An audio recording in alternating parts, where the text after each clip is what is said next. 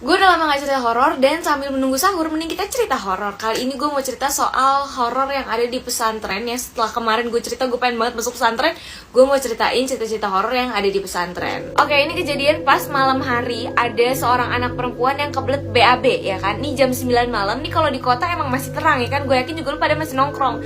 Cuma nih pesantren letaknya ini jauh dari kawasan warga-warga dan lumayan terpencil, dimana di samping-samping pesantren ini masih banyak pohon-pohon rindang yang gede-gede. Jadi otomatis ini gelap banget kan di situ, dan lampunya juga cuma ada beberapa tempat aja, nggak di seluruh tempat ada lampu otomatis, ya masih remang-remang gitulah. Nah cuma karena udah saking kebeletnya nih cewek, akhirnya dia memutuskan untuk tidur. Enggak dong, bisa-bisa jebret di kasur dong. Dia ke kamar mandi lah, gila kali. Dia memberanikan diri untuk ke kamar mandi yang posisinya nih, posisi kamar mandi ini nih di luar asrama. Lu bayangin aja tuh, udah malam-malam, semua orang udah pada tidur ya kan, dia sendirian keluar dari asrama.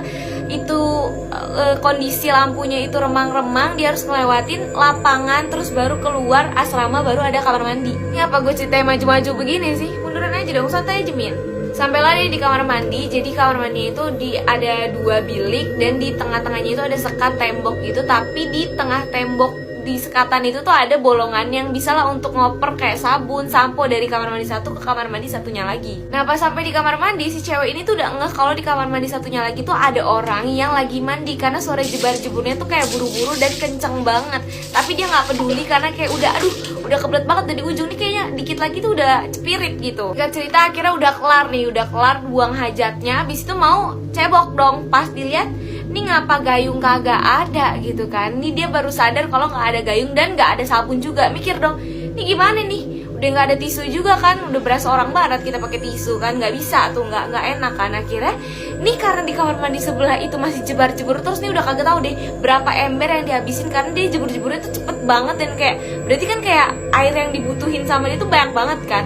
Terus akhirnya si cewek ini memberanikan diri, walaupun sebenarnya agak takut juga, siapa yang mandi malam-malam kan. Akhirnya memberanikan diri untuk ngomong ke sebelah, boleh pinjem gayungnya nggak? Setelah dia ngomong kayak gitu, seketika bunyi cipratan jebar-jebur orang mandi itu langsung hilang, hening, dan langsung muncul suara laki-laki yang bilang, jangankan gayung, kepala aja saya nggak punya. Wah, seketika langsung lari nih cewek, nangis-nangis, nyampe kamar, teman-temannya semua langsung bangun dan kayak nanya kenapa. Tambah kaget lagi, si ceweknya lupa pakai celana. Kalau gue jadi dia juga panik sih, kayak gue udah lupa tuh celana bodo amat deh celana, yang penting gue kabur dari situ.